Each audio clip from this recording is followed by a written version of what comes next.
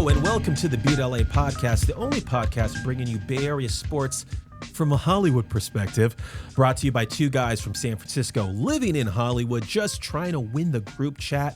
We talk 49ers, Giants, Warriors, movies, TV, pop culture, and the occasional life lesson we learn the hard way. It's sports talk for creatives and creative talk for sports fans.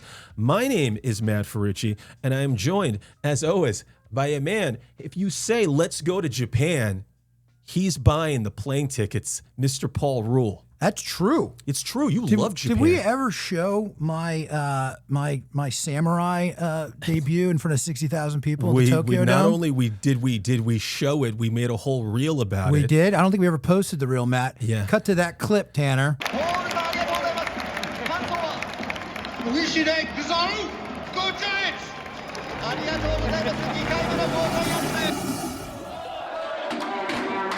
Oh, goodness. Oh, goodness. I'm dying to see that clip. See? The samurai one. Tanner's newly engaged, and Tanner, maybe you might want to look at my outfit, Tanner, and think about that as maybe a wedding suit. Okay. I think he'd be a hell of a samurai. You know, I love you, Paul, and I think you've grown as a podcaster, but the disease of making it all about you is getting serious. Matt, you know, you got to find a way in for your lead character. Hey, Paul, never stop pitching. Folks, welcome back to the Beat LA podcast. Paul, it's great to see you. Too, Matt. We haven't seen each other in a while. I went to New York. I did some directing. I was finishing up a program with Warner Brothers. Excellent. Love to hear that. Yeah. Back in the saddle. Back in the saddle over there. That was a great experience. I was in New York. I saw Dog Day Afternoon. Oh, wow. With John Bernthal and Ebon, the guy. Ebon Moss-Bachrach. Yeah, the guy from The Bear. Cousin Richie and The Bear. Yeah. How was it? It was, I'll say this, Paul, and you're a man of the cloth, so you love the stage. The boards. I love the stage. Check this out, Paul. Here's my quick review. John Bernthal's incredible. Okay. In it. The set is incredible. They have the bank in the front. It rotates, and then you're inside the bank. Attica. The end of Act 1, the police are coming down the aisles. John Ortiz is in the balcony with the bullhorn. He uses the crowd. All of a sudden, we're chanting Attica. It's a great end of the first act. It's not going to win any Tonys. Yep. But it's a great, fun night at the theater. Full house? Full house, packed. I was sitting 3 rows in front of Laura Linney. Oh, interesting. Yeah. Did you hit on her? I didn't, but I said if you watch the Beat LA podcast, my partner Paul Rule hated you in Ozark. I didn't hate her in Ozark. I know, I just made it up. Yeah. That's what I heard. That's what I heard. I didn't like the show. Oh, God, how do you not like Ozark? But that's cool. It started to grind on me. I watched the first season. I mean, it's fine. Actually, I know the guy who created Ozark. We should get him on the pod. I loved Ozark. Yeah.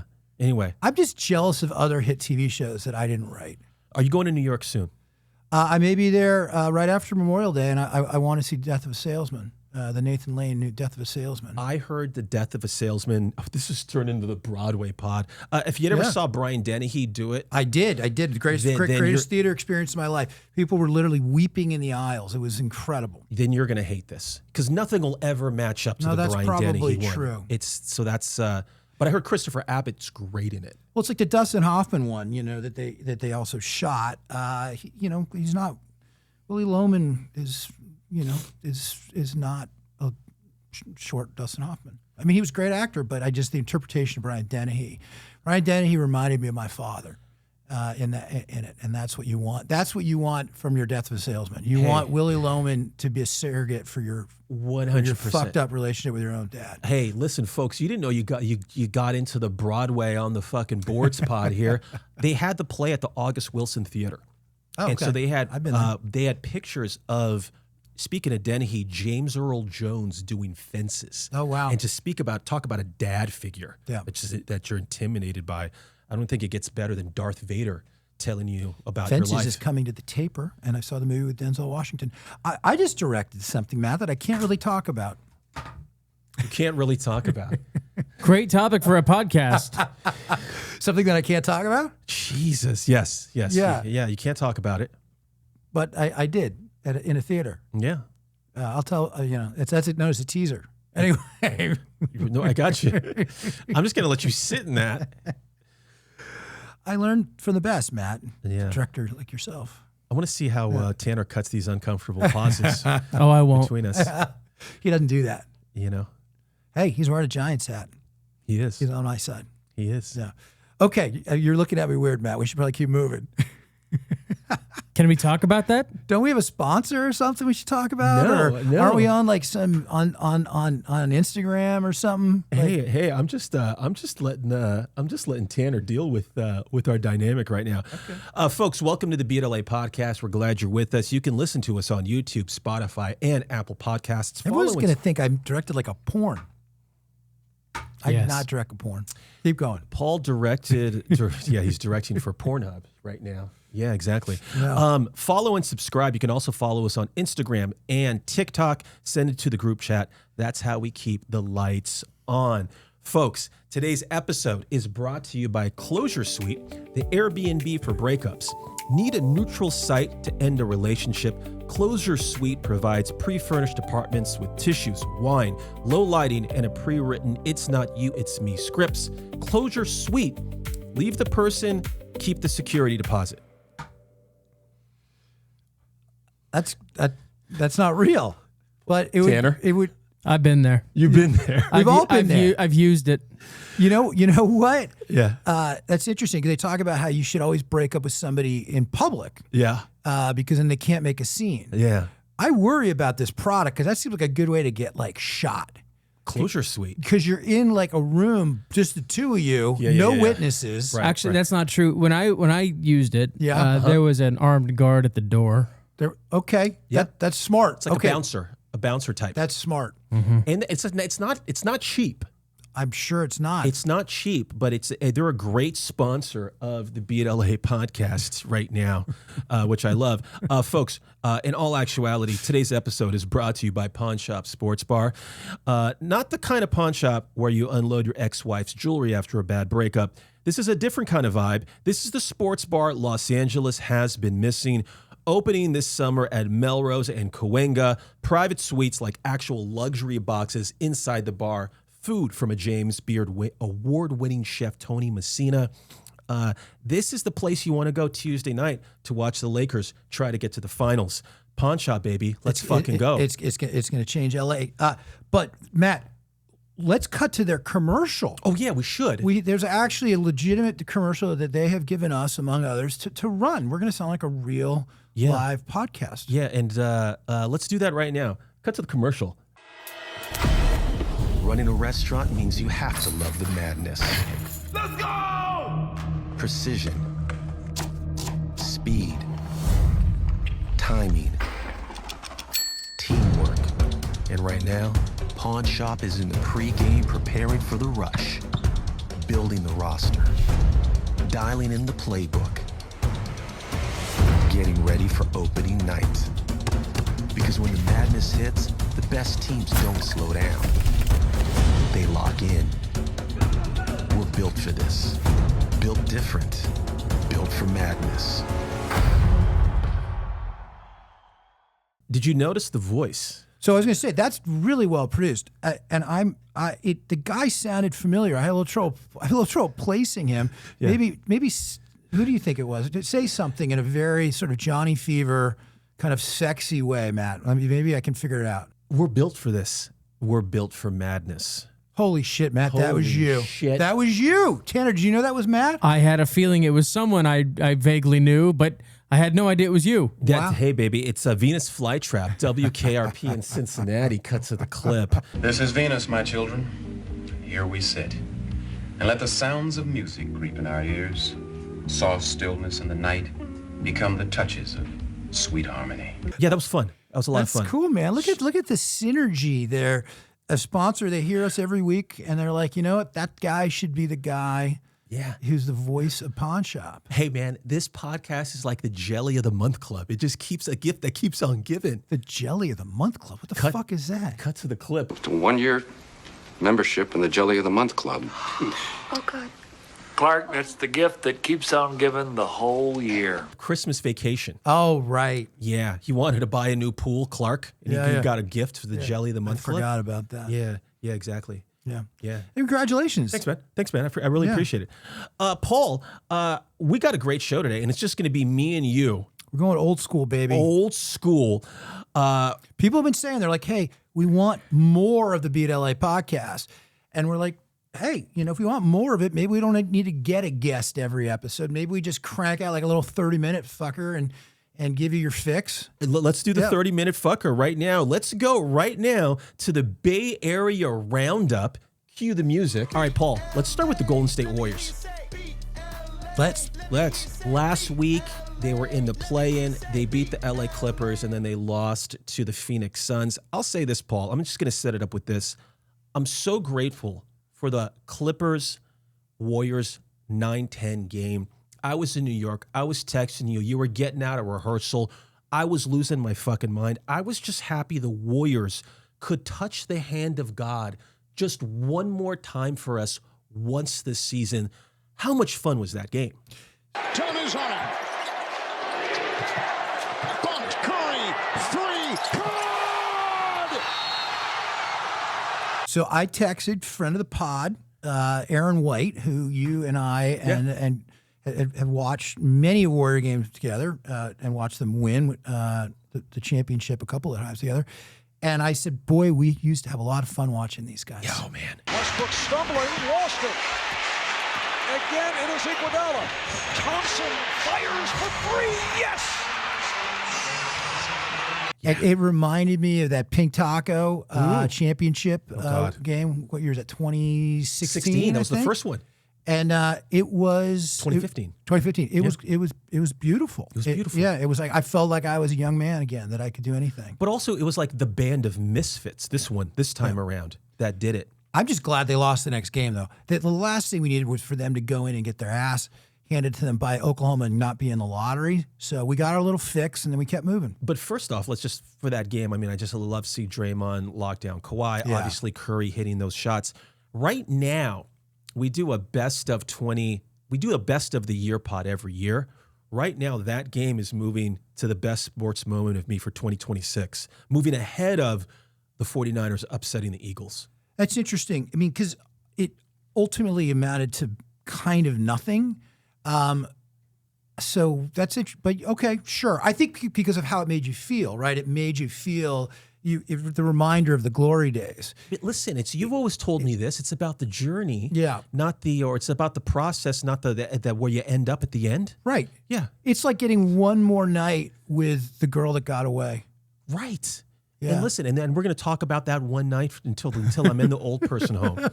Yeah, man. Yeah, exactly. No, I hear you. I don't feel good about, they're like, oh, is Kerr done? What's going to, and is Draymond coming back? What are they going to do? I think this team's toast. I think that may be the last great moment of the dynasty. Everyone's like, oh, next year's last dance. I think it's the last fucking roll of the wheelchair for this geriatric crew. I was where you were at until that one game. I think that one game, good or bad, has given us or given the organization a sense of what could be with this team. You can't do it for 82 games. You can't do it for 16 games in the playoffs. They're too old. Steph didn't play half the year. Jimmy's coming off an injury. Everybody's 37 and older. And then is Porzingis come back with his pods or whatever the fuck it is he's got that makes him so he can't play 2 games in a row? Listen, and I hear you. You're going negative Nelly. If I could quickly just ISO real quick, I think, first off, let's talk about Kerr. Do you think Kerr comes back? I think Kerr, personally, in the moment of the press conference after, said some things. Obviously, right after a loss, you're going to say some things. And it did sound like that is the end for him. I think it's really hard to see him leave. Curry came out afterwards and says, I got multiple years left in me. Remember, he said this. He's like, I'm going to play 3, 4, 5 more years. Apparently that runner's knee that he has doesn't go away. It's going to have to be managed for the rest of his career. But he's not going anywhere. Do you think Kerr leaves? Let me ask you this. I think they get one more season. Kerr comes back. If he does go, I think they just hire someone like Terry Stotts from the bench or Jerry Stackhouse. That's interesting. There was some talk that Stackhouse might go and take the UNC job. But that actually went to the guy who I wanted to take the Warriors job, Mike Malone. Yeah. So the fact that Stackhouse didn't go, maybe there was a reason, and maybe they offered it to Stackhouse. Maybe he thinks he is going to take over for the Warriors, or he's kind of coach in waiting. I don't know. But hey, I think if the Warriors do go outside of the box and try to swing for the fences, I think they might actually go after Brad Stevens, the architect of the Boston Celtics. They've always been talking about, is he ever going to come back into coaching? I think he's a great coach. He's a great GM with the Celtics. Lacob has ties with Boston. If he needs a fresh start, that's my outside of the box take. So Kerr's not doing anything before the lottery. And I know you've got some theories about this draft lottery that's coming up. Well, I think it's rigged. Okay. I hope it's rigged. Warriors the most valuable franchise in the NBA. You would think that somebody would want them to win this thing, or at least get in the top 4 or whatever it is. Hey, listen, like friend of the pod, Bill Simmons, I have always thought since Patrick Ewing, the inaugural lottery pick, this whole fucking thing's been rigged. Cut to the clip. The second pick in the 1985 NBA draft goes to the Indiana Pacers. Basketball is back in New York City, my friend. I think the Warriors, the ratings have been down so bad this year in the NBA. Oh, terrible. They're saying baseball is more popular than 1,000%. Yeah. I think Adam Silver needs the Warriors to be good. Absolutely. And so we got a 9% chance to get a top 4 pick. Guess what? We're going to get that top 4 pick. You're saying there's a chance. We're saying that there's a chance. Also, do you know I what think... that movie that's from, Matt? More like 1 out of a million.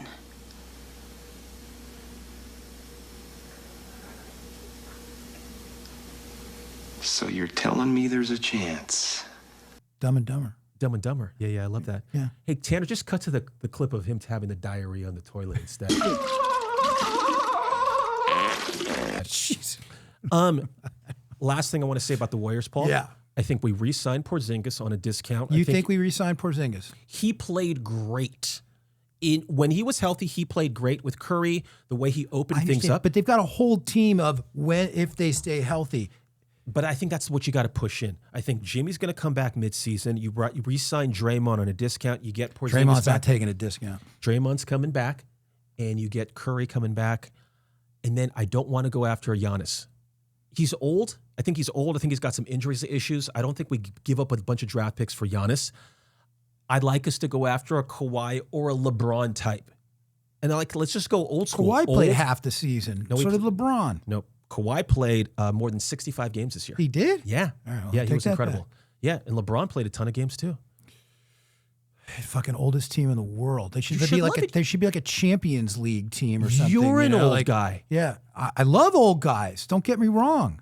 I love old guys. Right. I root for Fred Couples every year at the Masters. Right. So why can't this team just be a bunch of Fred Couples, baby? I mean, sure. But I'm just saying they're not going to win anything that way. God, the Warriors bring out the most the negatives, the negging you in such a beautiful way. Yeah, yeah, exactly. I know, Matt. Hey, speaking of negatives, yeah, Tony Ball, baby, San Francisco Giants. Yeah, let's talk about it. Let's talk about your love, your great love affair, your love story. I'm picking up this baseball here, Matt, because I don't know where my Princeton JV mitt is. You know what? The Giants are your Carolyn Bessette. Look at you with the tennis ball in your hand. Yeah. You love your love-hate relationship with the Giants. You keep taking her out to dinner.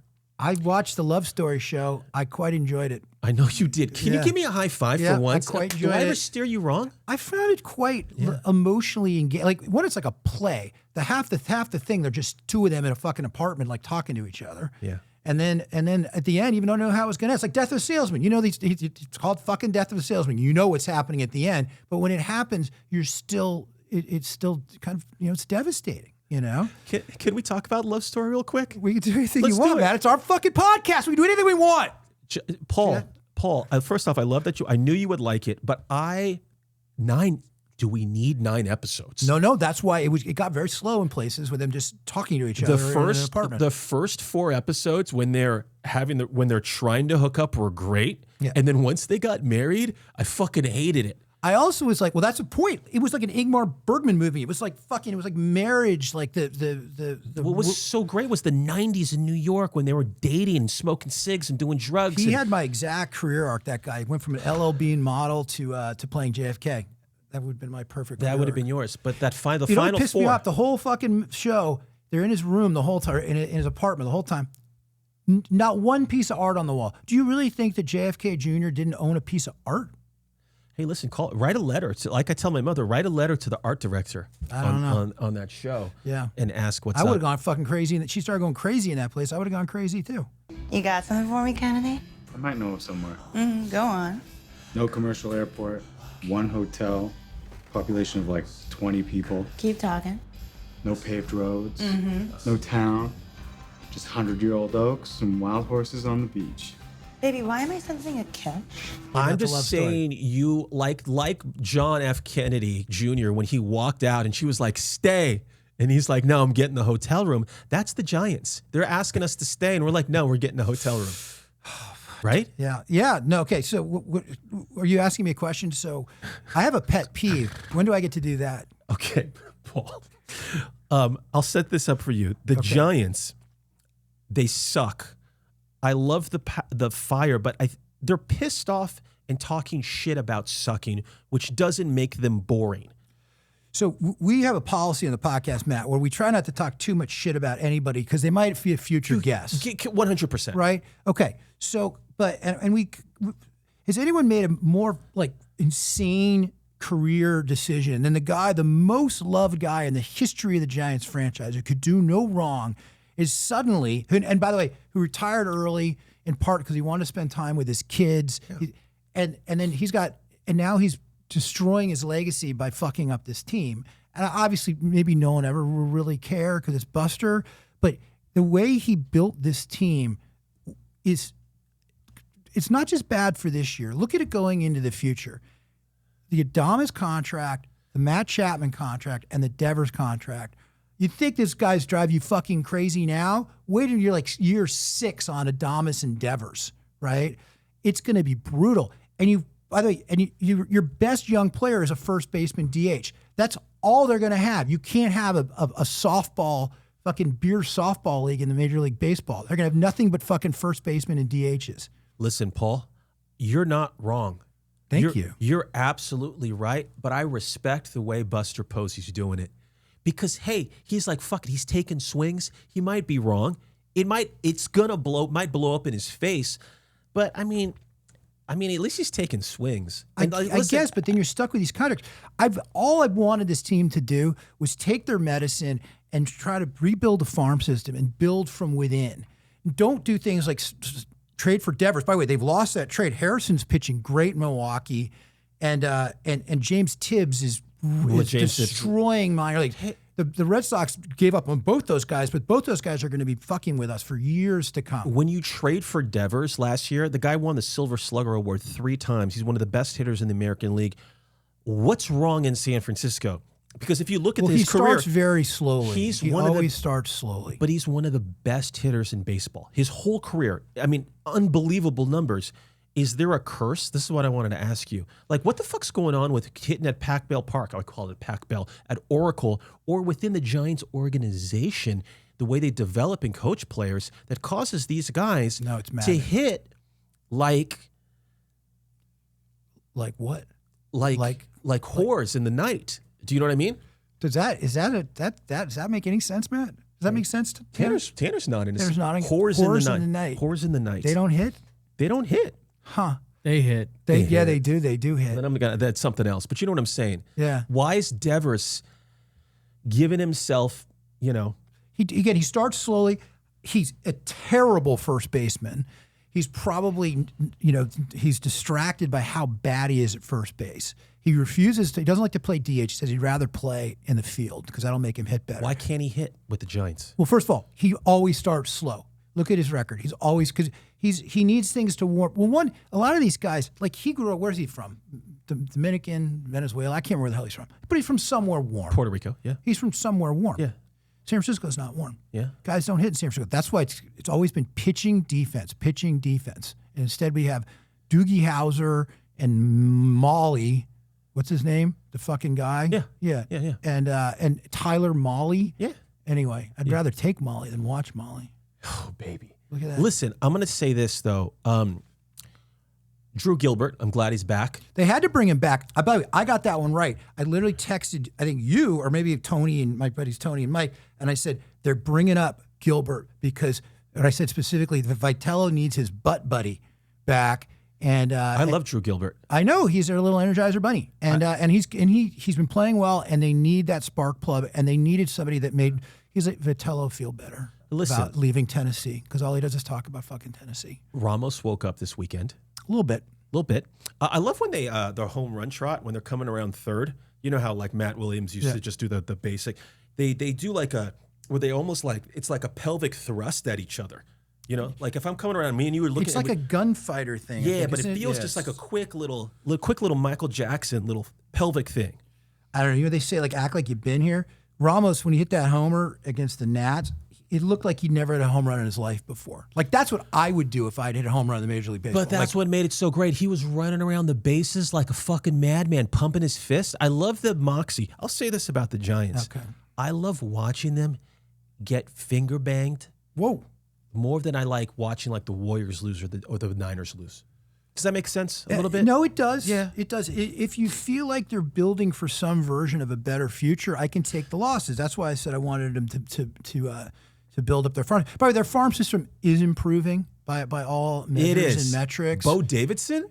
Have you watched some highlights on this guy? And they're gonna they have the 4th pick in the draft this year. Talk about a team that fluked into kind of winning the lottery. Now that baseball actually has a lottery, right? The Giants moved way up. So the Giants got some players. They got some hitters down on the farm. Susac, Bailey. Are we going to get a time split here? Because I love the Andrew Susac's approach to everything. I know. I don't know. I hope we do. And you also, by the way, Susac isn't just some like 32nd round pick from on his 3rd team. This guy was a top draft pick. Oh yeah, he was a first. It shows you how much talent the A's have, by the way, that they let him go. Yeah, because the A's have a great farm system, and they've been willing to lose and suck for a few years. But by the time they get to Vegas, the A's are going to be good. I'm hoping. This is what I've said. I'm hoping that there's an element of this is 2010 when they finally brought Posey up to stay, even though Benji Molina was one of their best players, supposedly. He was the slowest man in the history of baseball. And halfway through the year, they traded him, and Buster started. And then they played him in the World Series because he was actually the catcher for the Rangers. I would love to see get rid of Bailey at some point. Bring up Jesus Rodriguez. I love Jesus. He's the catcher version of Arias, who, by the way, I love. My favorite fucking Giant.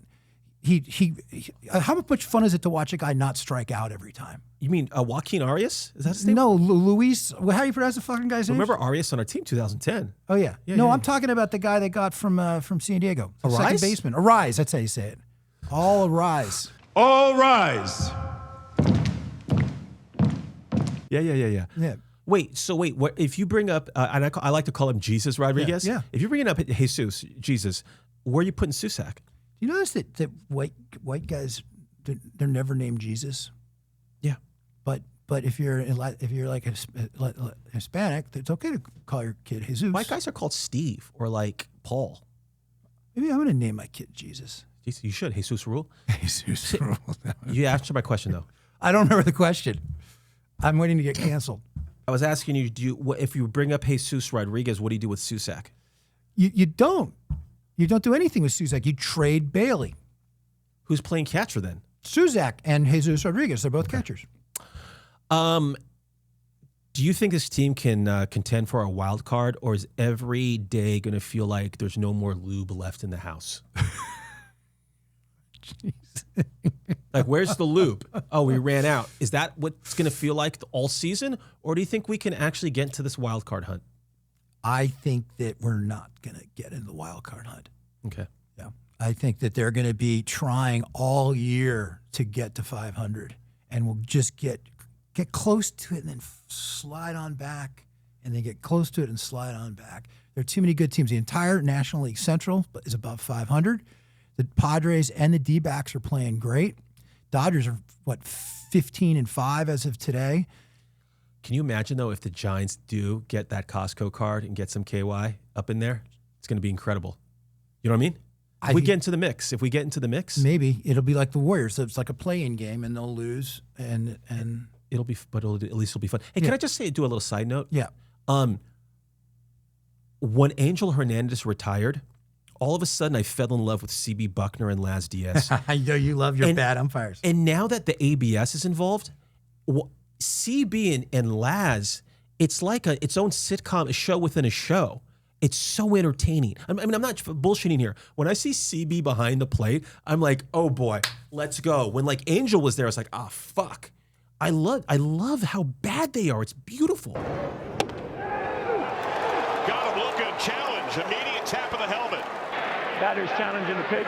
ABS powered by T-Mobile. That's out of the zone. The AB continues. That's great. The ABS has been I like it. Yeah, because it's only two. A lot of times it's gone like the third inning. Right. You know. Yeah. Willie Adames, I don't think he's gotten it right once. Willie, that's just you just striking out, man. That's you actually striking out.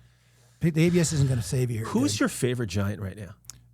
Because you hate Willie, you hate Devers, you hate everybody. So every era of the San Francisco Giants has a player that you dislike, right? Yeah, and like remember like Aaron Rowan.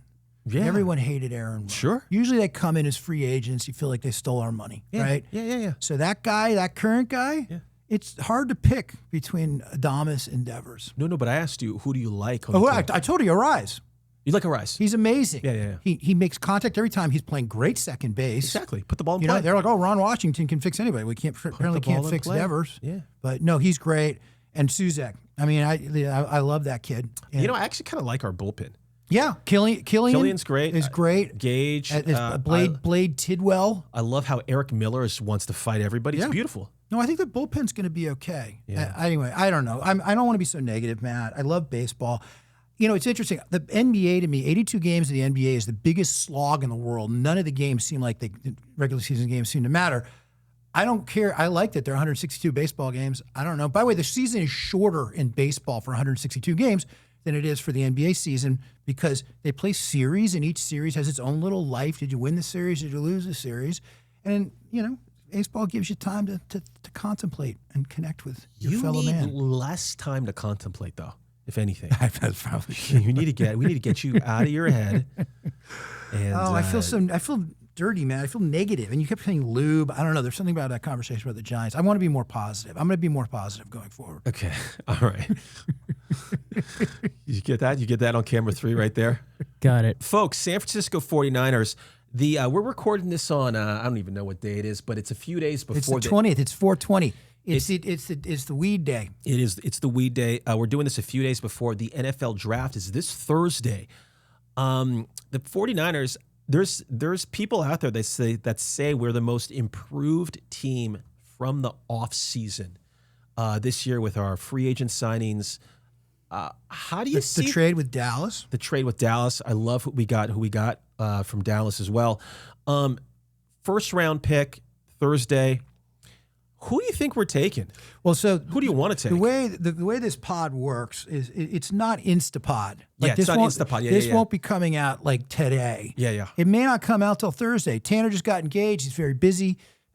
So we're gonna look into our crystal ball, and when you listen, you'll be able to tell us if we got this right or wrong. Yeah. Okay. Right. So you're asking me who I think they're going to draft? I think we're asking each other this. Yeah. So this is what I want them to do. Okay. I want them. They only have 6 picks, right? They have a first, they have a second, they have 4 fourth rounders, right? They need more picks. I would love to see them trade down and actually get some more picks, right? They never do that. John Lynch never does it. The one year they did it was with Trey Lance. It was a total fucking disaster. They traded up. So I'd love to see them get some more draft picks. I don't think they're going to do that. I think they're going to pick the same guy that I said a couple weeks ago. I think Cassius Howell, a edge rusher from Texas A&M. I think that they've got injuries up front. They couldn't sack the quarterback last year. I think they take an edge rusher at 1.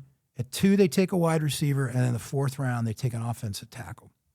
Paul, I want to say something to you right now. Yeah. I really like what you just said, but I'm going to push back a little bit. You know more about this stuff than I do. No. I think you know more than you let on. Okay. It's like a little bit of that grift you do, that little John Cusack grift you do. Bet you can't do that with a quarter. Are you kidding? Sure I can. I'll give you a dime for every quarter you can lay on end. You know, the 49ers today, they re-signed Trent Williams. I don't know if you saw that news. 2 years, $50 million. 2 years, $50 million. So I don't think they're going to get the offensive lineman they were going to draft number one if that didn't happen. Okay, but Burford and his left and the other guy, his backup, Barch, whatever his name is, they are one offensive lineman short right now. No, I understand. I just think that if they didn't resign Trent, they would have drafted an offensive lineman in the round one. Oh, I agree with that. But I think they can get that guy in the fourth round. But just to play funsies, because I like them going after. I think they need a pass rush. I think they'll go after another playmaker because even though you got Mike Evans, he's 71 years old. Christian Kirk is your ultimate number 2 guy. Ricky Pearsall's made of glass. I think we need another playmaker, and I think this guy Omar Cooper out of Indiana checks all those boxes. Juwan Jennings is still sitting out there. He hasn't been signed, right? Yeah, he's not going to come back, though. And also, we know what Juwan is. He's another possession receiver. We're loaded. I love the idea of Omar Cooper, but we have too many possession receivers. We need game breakers. No, we need playmakers. We do. We need playmakers. So I think we're going to go after Omar Cooper. But I want to know, are we going to sign an Ole Miss player? Because, last year was Jordan Watkins. We got the inside guy with Chris Collins. I don't know. I don't know. Who's from Ole Miss that you want? Yeah, we don't. I mean, there's guys. Yeah. Yeah, we haven't done our research on Ole Miss this year. No, we haven't. Yeah. Was there enough in there for a real? Yeah, I think there is. So you think they're going Omar Cooper? Is that your guess? I think they're going to go Omar Cooper. I know it goes against everything that Shanahan is about. Shanahan, they took Pearsall in the first round, and they took Ayuk in the first round. So he picks quarterbacks or wide receivers in the first round. That's not bad. That's a bad thought. But I like your guy. You love guys with short arms. I love guys with short arms. I love guys named Cassius. You like Cassius too. Cassius money. Yeah. Mike Evans is wearing number 5. He didn't ask Brock for 13. He's taken 5. Nice. So it's Trey Lance's number. Trey Lance's number. Hey, real quick, I was thinking of a Mount Rushmore. Okay. Since we had so much fun with the Mount Rushmore last week, that did really well. We did. Mount Rushmore. Do you want to do biggest draft busts in NFL history or biggest 49er draft busts? Let's do them both real quick. Okay. Mount Rushmore, biggest draft busts in NFL history. 4 faces on the mountain. You want to go first? Go. I'm a homer. I'm going Trey Lance. Trey Lance, you fuck. Wow. Because the other guys you're thinking about, and I want to hear your picks. A team didn't mortgage its future, trade up a bunch of first-round picks, and then pick a fucking all-timer bust. Yeah. Right? So that's my reason, and it's also painful because he's a Niner. All right, who do you got? I'm going with I think he's the George Washington. It's JaMarcus Russell. JaMarcus Russell, yeah, okay, but again, maybe they give a bunch of picks for him. I don't remember, but JaMarcus Russell. He actually played some. He started for a little while. Can I just say, JaMarcus Russell, one of the biggest busts of all time, number 1 pick. They gave this guy a DVD of 20 plays and say, pick your favorites. There were no plays on the tape. And he came back the next day to practice and said, I love them all, because the guy refused to watch tape or read the playbook. Okay, so I went JaMarcus. You went... I went Trey Lance. Do we want to pick 2 more? 2 more, go. I mean, I guess you got to go Ryan Leaf. Yeah. Just because, I mean, by the way, he was picked second, so it's not like they fucked up and couldn't take... Peyton Manning was already gone and already off the board. But I still think that comparison haunts him forever. I say Ryan Leaf. Ryan Leaf, I like it. I'm going to go with one. Tony Mandarich. Oh, that's a good one. Remember him? Yeah. Built like a fucking condo building. Was he the number 1 pick in the draft? Number 1 offensive lineman. They said it was the second coming of like He-Man. Not to be confused with Todd Marinovich. And that guy was so full of roids, he broke down immediately. Jesus. You could also throw Brian Bosworth into the mix there. Oh. Okay. So that's the 49ers draft, Paul. I hope... life springs eternal for the Niners. You know, the draft is on my birthday, man.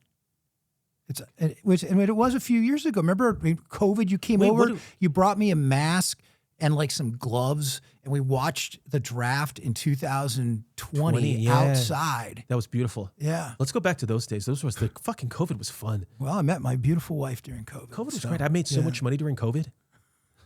You did. Hey, yeah. Let's cut real quick to pet pleasures, pet peeves. I've been waiting for this the entire podcast. Okay, you got a peeve or a pleasure? A fucking peeve. I seem like I'm in a bad mood. I'm not in a bad mood. My life is great. This is my pet peeve, and we're going to put a picture up to accompany this for those watching us. Yeah. Willie Adames, get the fuck over the fact that you miss playing for the Brewers. This is a photo of him holding a Giants jersey, a Grateful Dead Giants shirt, and he's wearing a Brewers undershirt. He wears a blue compression sleeve and a Brewers shirt under his uniform. We're paying you a lot of money, dude. I don't want to see pictures of you and your ex-girlfriend. All right? I'm fucking sick of it. Yeah. Thank you. It's so he's so angry, Tanner. Do you know what I mean? Justified, I'd say. But like, it's not. See, look at him supporting me. But Tanner, it's not even about Adamas. Do you know what I mean? Like, it feels like the anger's coming from another place. It always is. Hey, Paul, I got just one pet peeve. I mean, I flew on a plane. You can't be serious. You never get behind people traveling with infants. Never seen a stroller collapse in less than 20 minutes. What are we doing with neck pillows still? Why do they still sell those? I mean, it's the biggest waste of money of all time. Because they can't figure out how to make the headrest. By the way, do what you want it to do. I was on a new Polaris United jet. Ooh, that's nice.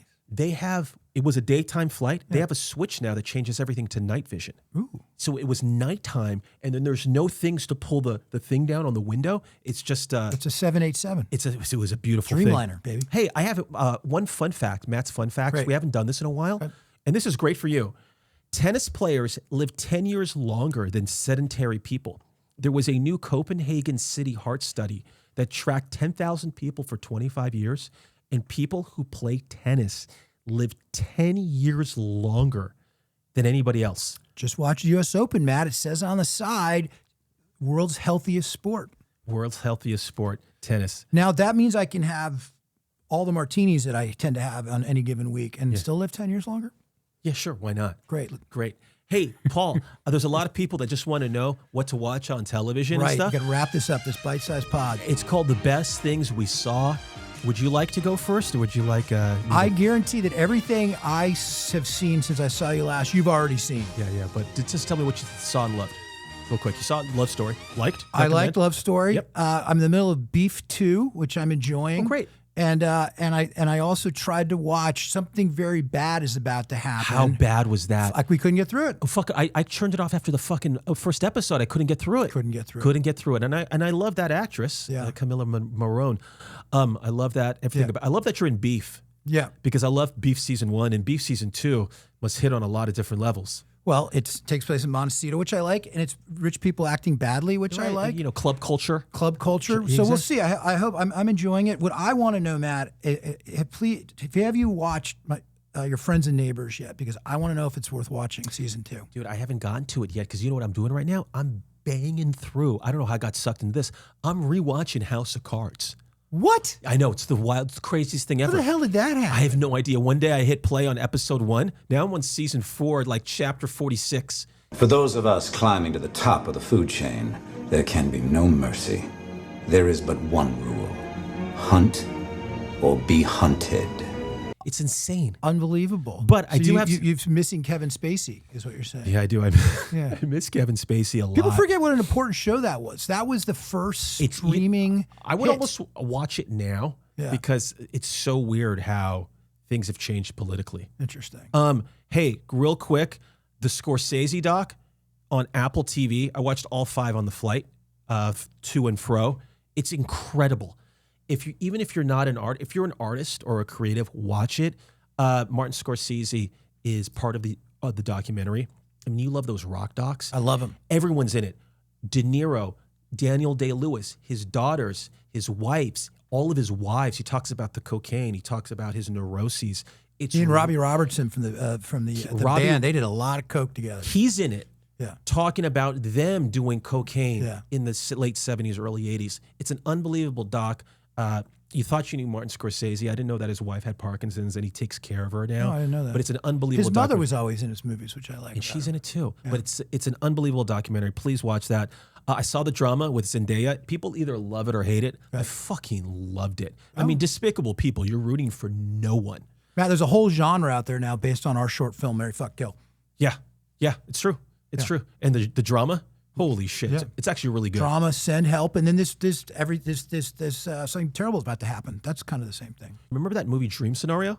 Yes. Same director did the drama. Okay. And I think you might like it. I think you're going to watch it and hate everybody, but ultimately, it's a really good film. Well, I hate it more than Marriage Story.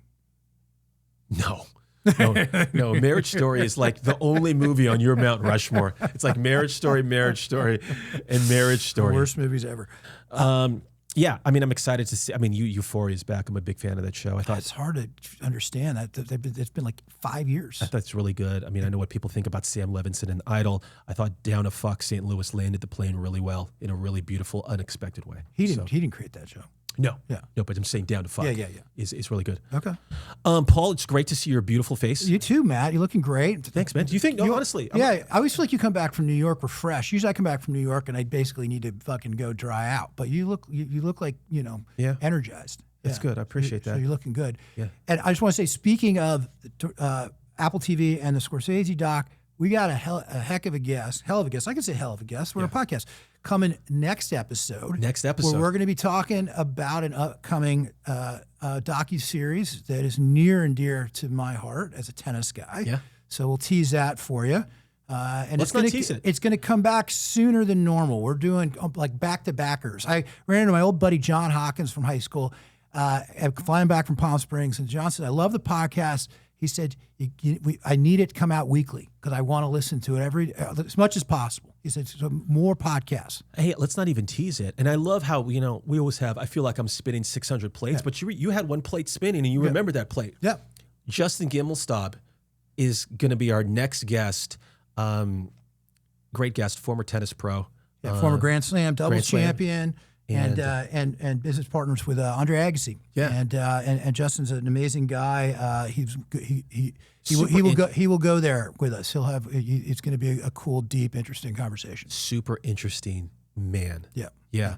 Paul, until we do this next time, beat LA.